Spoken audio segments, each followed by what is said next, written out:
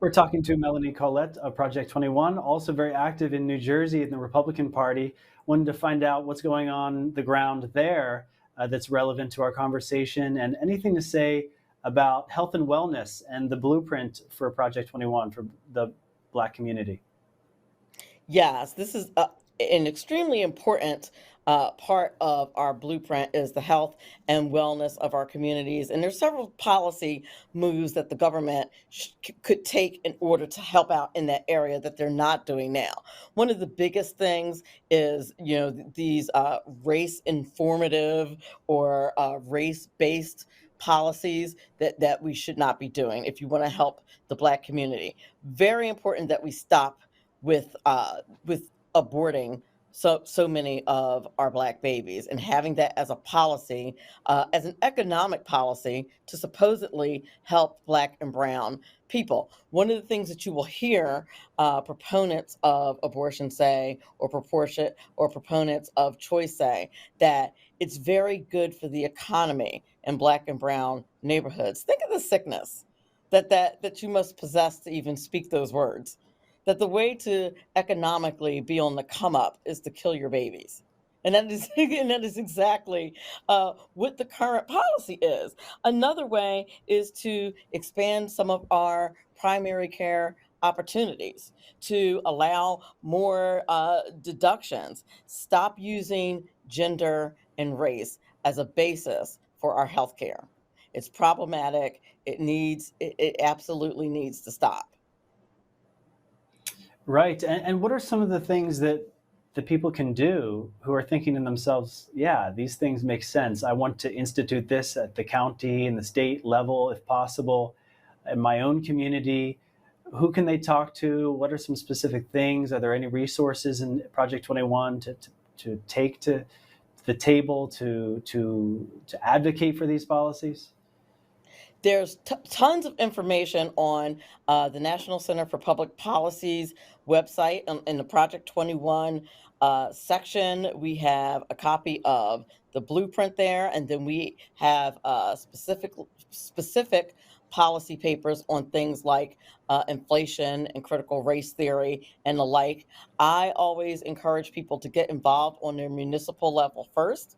What people don't realize is that their municipal government really is what affects their lives the most. I encourage people to be informed about what part of their government does what. What does your municipality do? What does your state do? And what do the feds do? These are very important points that people should invest time in figuring out so that when they are trying to promote policies that will benefit them, they know exactly where to go to. I would encourage people to reach out to their legislative offices. Many people don't even know that those offices exist.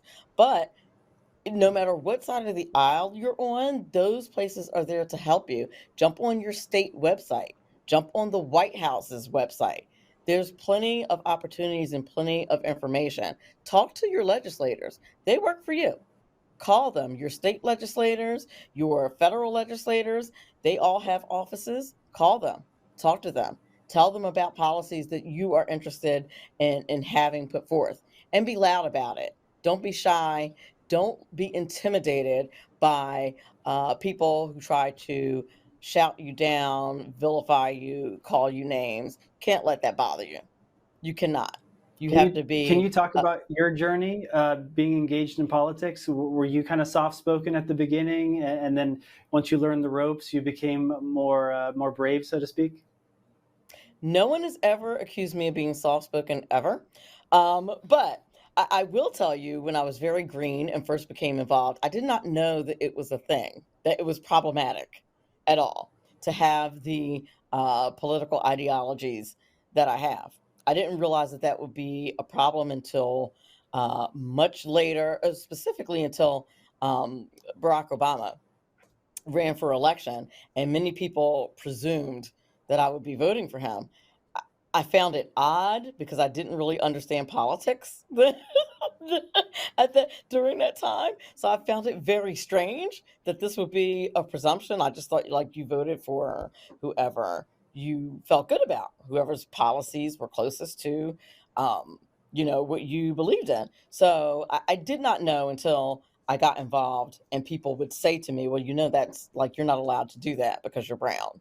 You're not allowed to think that way because you're a black person. I didn't know that was a thing. And then you do get some outright hate from some people. Some of the most hateful, racist um, things that I've ever heard have come from people who look like me, simply for me Wow. existing, Is that for a my lot in existence, person or social media or both? social media. Usually, It's a after I lot easier do, from from the armchair at home to do that. oh yeah, lots of keyboard warriors, absolutely. And I usually just tell them thank you for watching or thank you for listening. Like I do, it Right. doesn't bother me at all. They have hate, absolute hate in their hearts, and I can only control what I do, and I'm open to any kind of conversation at all about my ideals, my beliefs, and why I think that they're not only beneficial for people who look like me, but for everyone. I'm willing to have that conversation with anyone. Um, but there are people out there who really very strongly believe, and especially ones who look like me, that if you look like me, you have to have a particular ideology, and they don't intellectually understand why that would be a racist perspective. I find it. I'm continually perplexed by that, to be honest with you. I don't like. Right. I can't. But I think this conversation that we're having as a collective right now in our society is being put to the fore over and over again, so that people have to think about it and have to figure it out. And so, it's important that you just keep on going. It's nice that you don't engage with the trolls because you don't want to get sucked into a negative, interaction. But that makes me think about this being a spiritual warfare, and this there being an aspect of faith in good versus evil.